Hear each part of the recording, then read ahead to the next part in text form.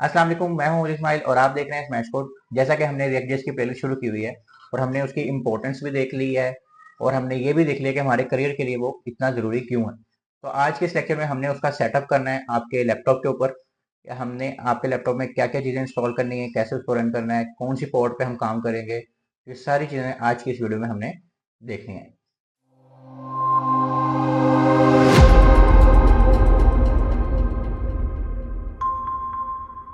तो जैसा कि देख लिया हमने कि आज के इस लेक्चर में हम देखेंगे हमने क्या क्या सेटअप करना है रिएक्ट जेएस को यूज़ करने के लिए। ठीक है, तो सबसे पहले हमने नोड.जेएस इंस्टॉल करनी है, फिर हमने टर्मिनल और कमांड लाइन देखना है, या टर्मिनल या कमांड लाइन उसको एक ही चीज़ को कहते हैं। उसको देखने के हम कैसे यूज़ करेंगे और उसकी मदद से हम अपने रिएक्ट जेएस के सेटअप को कैसे स्टार्ट करेंगे। और तीसरे नंबर पे हमें चाहिए कोड एडिटर, जो कि हम ऑलरेडी वीएस कोड यूज़ कर रहे हैं। तो सबसे पहले स्टेप पे चलते हैं और नोड इंस्टॉल करते हैं। अच्छा, सबसे पहले आपने यहाँ पे लिख देना है नोड.जेएस। ठीक है, और नोड.जेएस लिख के आपने इसको पहली जो भी वेबसाइट ये आ रही है इसको क्लिक कर देना। ठीक है, एंड क्लिक करने के बाद आपने ये डाउनलोड्स पे आ गए हम। ठीक है, और यहाँ पे डाउनलोड का बटन आ रहा होगा, विंडोज इंस्टॉलर आ रहा है। ठीक है, इसको हम ये आपने बिट देख लेने, अगर आपके 32 बिट है तो 32 बिट कर सकते हैं, तो ऑप्शन ही नहीं आ रहा, तो 64 वाला ही हम इंस्टॉल कर रहे हैं। ये अब यहाँ पर डाउनलोडिंग में आ गया, तो ये जैसे डाउनलोड होता है तो हम उसके बाद से वीडियो स्टोर करते हैं। अच्छा, हमारे पास ये सेटअप अब डाउनलोड हो गया, इसको हम यहीं से इंस्टॉल कर देते हैं। आपके डाउनलोड के फोल्डर्स में होगा, वहाँ से जाकर भी कर सकते हैं आप। और ये हमारे पास खुल गया, तो आपने जस्ट सिंपली इसको नेक्स्ट नेक्स्ट करना है, यहाँ पे एक्सेप्ट कर लेना है इसको, और ये इंस्टॉल होने लग गया। अच्छा, ये अब आपके सामने एक स्क्रीन आ गया कि हमारा जो नोड.जेएस है वो सक्सेसफुली इंस्टॉल्ड हो गया। ठीक हो गया, इसको अब हम करते हैं बंद। अच्छा, सबसे पहला स्टेप हमारा हो गया। सेकंड स्टेप है हमारा टर्मिनल और कमांड का यूज़, और एडिटर तो हमारे पास ऑलरेडी है ही। तो हमने अब करना क्या है, टर्मिनल और कमांड लाइन से वो देखते हैं। उससे पहले हम देख लें कि हमने वाइट क्यों यूज़ करना है। अब वीट भी कह सकते हैं, वीट हमने इसको क्यों यूज़ करना है। पहले जब रिएक्ट जेएस हम यूज़ करते थे तो हम उसमें npm या np, बल्कि npm ही आप देख लें, npm हम यूज़ करते थे ये सारी चीज़ों के लिए। पर अब हम वीट यूज़ करते हैं क्योंकि वो बहुत ज़्यादा फास्ट है, उससे उसकी परफॉर्मेंस बेटर है और उसका सेटअप करना बहुत ज़्यादा आसान है। ठीक है, तो हमारी कभी कमांड लाइन में हम जैसे ये लफ्ज़ लिखा हो ना वीट, ये क्यों यूज़ करनी है ये मैंने आपको पहले ही बता दिया। अब सबसे पहले हमने कमांड लाइन खोलना है और वीट का सारा सेटअप करना है, और फिर हमारी रिएक्ट का प्रोजेक्ट रेडी हो जाएगा। तो सबसे पहली हमारी जो कमांड है वो ये है, और जब ये हो जाएगी तो फिर सेकंड नंबर पे npm इंस्टॉल की कमांड है। तो अब हम अपने कमांड लाइन पे चलते हैं, अपने सिस्टम में चलते हैं। अब हम अपने फोल्डर स्ट्रक्चर में आ गए हैं, हम एक यहाँ पे न्यू फोल्डर बनाते हैं। ठीक है, या फिर इसको, हाँ इसको हमने फोल्डर बना लिया, और हमने कमांड लाइन मैंने आपको ऑलरेडी बताया हुआ कि कैसे चलता है। ठीक है, तो थोड़ी हम उस पर कमांड्स भी देखी हुई हैं। हमने अगर यहाँ पे हम लिखें ना cmd, तो कमांड लाइन आ जाता है। ठीक है, या फिर हम यहाँ से लिखें कमांड प्रॉम्प्ट, तो भी आ जाता है। अब ये क्या है, जब हमारे पास ये इंटरफेस नहीं था, ये विंडोज़ नहीं थी, ऑपरेटिंग सिस्टम्स नहीं थे, तब हम पूरे सिस्टम को इसकी मदद से ही चलाते थे। ठीक है, पर अब हम, क्योंकि हमारे पास इंटरफेस है, हम क्लिक यहाँ से टेक्ट कर सकते हैं, इस फोल्डर को खोल सकते हैं, कॉपी पेस्ट कर सकते हैं। पहले ये सारे काम इस कमांड्स के जरिए से होते थे, यानी हम यहाँ लिखेंगे और वो चीज़ होगी, फिर ऐसे एक एक कर करके सारा चीज़ें होती थी। जैसे विजुअल स्टूडियो में एक एक करके लाइन परफॉर्म होती है ना, ऐसे यहाँ पे भी काम होता था। तो अब हमने करना क्या है, हम इस रेक्जेस वाले फोल्डर में आ गए, हमने इसमें cmd लिखना है, और यहाँ पे हमने जो कमांड स्लाइड्स में देखी थी कि npm create wheat latest by first app. ठीक हो गया, तो इसके बाद ओके करना है, आपने एंटर करना है, तो ये इंस्टॉल करना शुरू कर देगा। अब उसमें से वो कुछ क्वेश्चंस पूछेगा आपसे कि वो पूछ रहा है फ्रेमवर्क कौन सा है। तो हमने रिएक्ट यूज़ करना है, तो आप कीबोर्ड से नीचे वाले पे जाएंगे और स्पेस बार दबा देंगे। अगर स्पेस बार ना चले तो एंटर दबा देगा। ठीक है, इसी तरह आपको पूछ रहा है कौन सा वेरिएंट यूज़ करना है, टाइप स्क्रिप्ट है, टाइप स्क्रिप्ट रिएक्ट कंपाइलर है, हमने सिंपल अभी जावास्क्रिप्ट को यूज़ करना है। और उसके बाद रोल डाउन वाइट एक्सपेरिमेंटल कुछ फीचर्स हैं, उस पर हमने नो कर देना है, और इस पर भी हमने फिलहाल नो कर देना है। तो अब उसने क्या किया, हमारा जो सेटअप है वो हमारा रेडी कर दिया। अब यहाँ पे जो हमने लिखा है ना माई फर्स्ट ऐप, ये हमारे ऐप का नाम है, हमारे फोल्डर का नाम भी यही होगा। अब मैं इसको अगर बंद कर दूँ तो ये देखें, ये उसने एक खुद ही फोल्डर बना दिया। अभी यहाँ पे कुछ भी नहीं था, अब उसने यहाँ पे खुद ही फोल्डर बना दिया। और इसको अगर हम खोलें तो इसके अंदर हमारे पास काफ़ी सारी चीज़ें भी हैं। तो इस फोल्डर को हम अपने विजुअल स्टूडियो में खोल लेते हैं। विजुअल स्टूडियो में खोलने के लिए हम ऐसे कमांड लाइन लिखेंगे और कोड डॉट, वरना हम सिंपल जाके विजुअल स्टूडियो से भी खोल सकते थे। ठीक हो गया, ये अब हमारा विजुअल स्टूडियो खुल गया। अब उसके अंदर ये देखें, काफ़ी सारी फाइल्स भी खुद ही से बन गई हैं। अब इसको एक तो हम देखते हैं फाइल्स क्या क्या होती हैं, उससे पहले हमने अगली कमांड चला देनी है। अच्छा, अब इसके अंदर भी जैसे हम ये कमांड लाइन यूज़ कर रहे हैं ना, हमें अलहदा से यूज़ करने की ज़रूरत नहीं है। अगर हमने अब कमांड के साथ काम करना है और इसी फोल्डर के अंदर काम करना है, यानी इसी फोल्डर के अंदर, तो हम विजुअल स्टूडियो के अंदर भी कमांड लाइन खोल सकते हैं। कैसे खोल सकते हैं? अच्छा, अब वो ही कमांड लाइन आप यहाँ से भी खोल सकते हैं। मेरे पास क्योंकि मैंने छोटी स्क्रीन की हुई है, तो यहाँ पे आपके पास टर्मिनल का आ रहा होगा। ठीक है, टर्मिनल में जाके न्यू टर्मिनल। ठीक है, तो ये टर्मिनल उसने खोल दिया। वो जो भी आपने लिखना है वो यहाँ पे भी आप लिख सकते हैं। ठीक हो गया। अच्छा, अब सपोज करते हैं हमने यहाँ से भी नहीं खोलना, तो इसकी एक शॉर्टकट की भी है, वो है कंट्रोल और हमारी ये जो की है ये वाली 1 के साथ लेफ्ट साइड पे जो होती है ना, वो। तो अगर आप उसको और कंट्रोल को भी दबाएं इकट्ठा, तो आपका कमांड लाइन खुल जाता है। ठीक हो गया। अच्छा, अब हमारे पास ये तो हो गया और हम अब इसी फोल्डर के अंदर हैं। ये हमेशा याद रखना, यहाँ पे एरर्स भी आ जाते हैं इस चीज़ के, कि आप इस फोल्डर के अंदर हो। जो अब नेक्स्ट कमांड लगानी है उससे पहले ये चेक कर लेना है, ये नहीं कि आप पीछे फोल्डर में हो।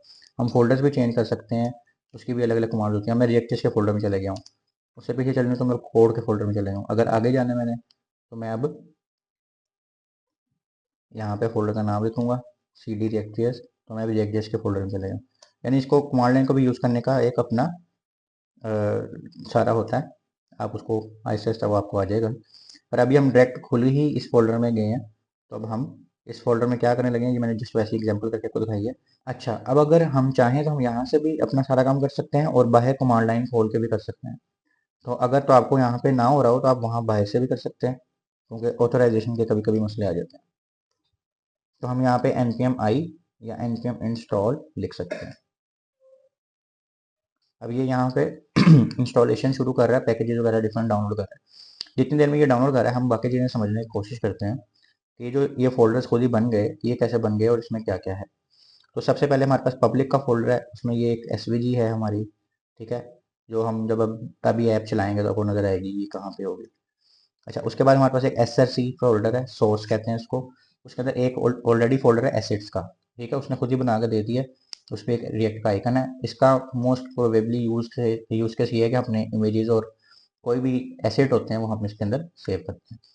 उसके बाद एक app dot C S S है, नाम से समझ आ रही है, जितनी भी सी एस एस है वो बेसिक उसमें हम लिख सकते हैं। ठीक है, app dot J S X है। जे एस एक्स का मतलब है कि हमने इसके अंदर HTML CSS जावास्क्रिप्ट सारा कुछ हमने इसी में लिखना है। अब अगर आप देखें तो इसी में जावास्क्रिप्ट भी है, इसी में HTML भी है। इसको हम लिखने सीखेंगे, वो टेंशन नहीं लेनी।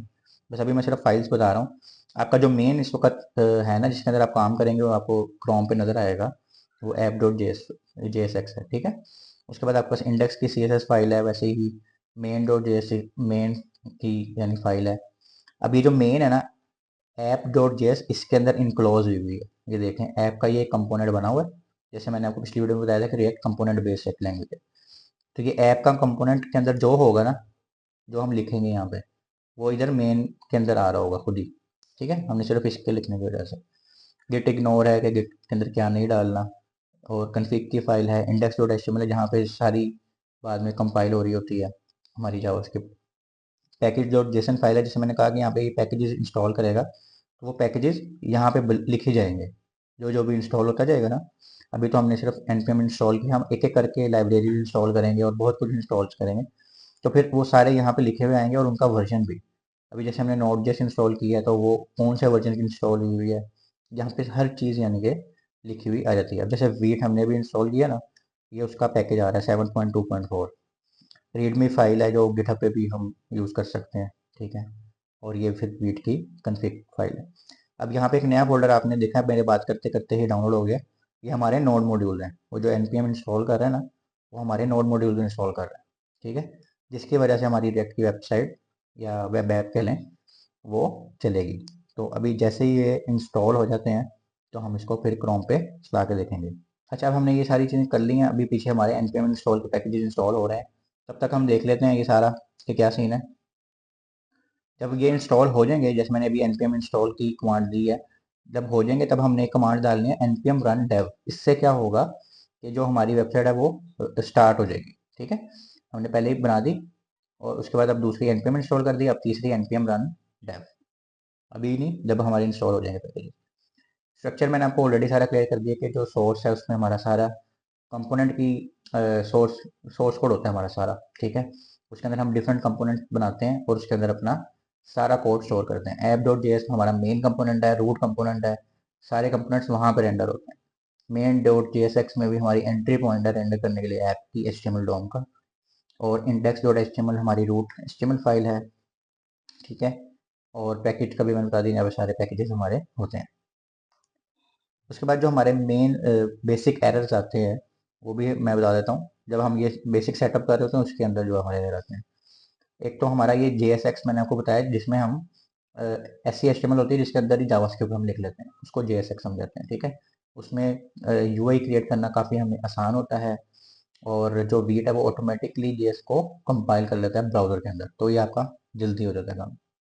उसके बाद हमारे कॉमन एरर जो आते हैं वो है नोड जेएस हमने नहीं इंस्टॉल की होती या उसका जो वर्जन है वो अपडेटेड नहीं होता। npm इंस्टॉल करना हम भूल जाते हैं, फोल्डर हमारा गलत होता है जहाँ पे हमने npm इंस्टॉल किया होता है। ठीक है, और वो पोर्ट, अभी पोर्ट का आपको नहीं पता, वो बता दूंगा मैं आगे जाके। पोर्ट हमारी वो भी कहीं और यूज़ हो रही होती है। बेस्ट प्रैक्टिसेस हमारी क्या है कि हमने हमेशा टर्मिनल का मैसेज चेक करना है जब भी कोई एरर आए। ये आगे जाके भी आपको बहुत काम आएगा जो चीज़ मैं बता रहा हूँ। SFC का जो फोल्डर है वो ऑर्गेनाइज रखना है कंपोनेंट्स में। ये बेसिक सी कुछ चीज़ें वो आपने एक ज़हन नशीन कर लेनी है, ऐसे ऐसे हम उस पर और भी बात करेंगे। और जब भी हमने कोई काम करना है तो उसको फाइल को सेव लाजमी कर लेना। एक्स्ट्रा नोट्स में हमारे पास हैं जी कि आपका जो पहला कंपोनेंट है वो ऐप डॉट जेएसएक्स है और मेन डॉट जेएसएक्स वो आपकी जो रेंडर करने की पहली फाइल है। ठीक है, तो इसमें हम अब देखते हैं हमारे नोट को इंस्टॉल हुए हैं कि नहीं पैकेजेस। अच्छा जी, यहाँ से हमारे सारे इंस्टॉल हो गए हैं पैकेजेस और अब हमने क्या कमांड देनी थी, npm run dev। ठीक है, तो अब हमने ये कमांड दी है, तो अब ये देखें खुद ही हो रहा है। और उसने क्या बताया आपको कि जो लोकल होस्ट 5173 है ना, इस पर आपकी वेबसाइट चला दी है। अब ये कोई HTML की वेबसाइट नहीं चल रही जो एक पेज की वेबसाइट है, ये एक पूरी वेब ऐप है। तो ये ऐसे ही नहीं चल जाती, उसको उसको होस्ट कर रहे हैं वो लोकल होस्ट पे, हाँ होस्ट कर रहा है, लेकिन उसको प्रॉपर सारी सेटिंग करनी पड़ती है। तो अब अगर हम इसको कॉपी कर लें या हम यहाँ लिख लें, कॉपी कर लेते हैं हम ताकि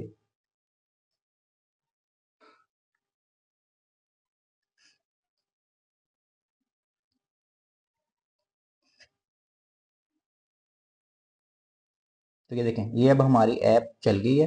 और वो जो लोगोस मैंने दिखाए थे ना वो ये देखें ये चल भी रहे हैं। ये उन्होंने बेसिक सी कह लें कि CSS HTML थोड़ी बहुत लिख के भी दे दी ताकि आपको पता चल जाए कि आपकी वेबसाइट रनिंग में आ गई है। अब इसको एडिट आपने अपने हिसाब से करना है जो भी आपकी रिक्वायरमेंट्स होंगी। अब ये चल रही है, ये हमें कैसे पता चलता है और हम इसमें चेंजेस कैसे कर सकते हैं, छोटा सा हम चेंज करके देखते हैं। ये ऐप डॉट जेएस की फाइल है। ठीक है, तो हम इसमें से ये सारा कुछ हटा देते हैं एक दफ़ा। ठीक है, और ये डिव एक रहने देते हैं।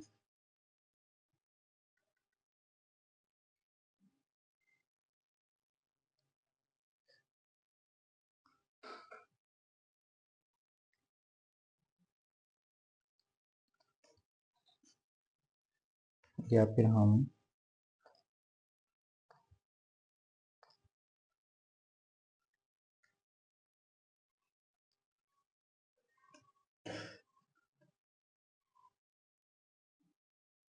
इसमें हम लिखते हैं, ये हमारी एक div बन गई सिंपल सी जो हमने HTML में सीखी हुई है। अभी ऊपर वाली चीज़ों को इग्नोर करते हैं और इसके अंदर हम लिख देते हैं माई, या फिर हम लिखते हैं हेलो वर्ल्ड। ठीक है, और ये ज़्यादा रेड आ रहा है, हम इसको एक दफ़ा सिर्फ कमिट कर रहे हैं। ठीक है, और इसको हम कमिट नहीं करते तो इसको रिमूव कर देते हैं, इसको भी रिमूव कर देते हैं। अब हमने रिफ्रेश नहीं किया क्योंकि हमारा ये सर्वर चल रहा है ना, तो हमें रिफ्रेश करने की ज़रूरत नहीं है। तो ये देखें यहाँ पे हेलो वर्ल्ड लिखा आ गया, यानी जो भी हम यहाँ चेंजेस करेंगे वो हम यहाँ पे लिख सकते हैं। वो देख सकते हैं। और ये रियल टाइम हो रही हैं चीज़ें, अपडेट भी। तो ये हमारा एक बेसिक सा रिएक्ट ऐप का सेटअप का लेक्चर था, जिसके अंदर हमने सिर्फ ये देखा है कि हम रिएक्ट ऐप को सेटअप कैसे कर सकते हैं और उसके अंदर हम चीज़ें कैसे अब करेंगे आगे।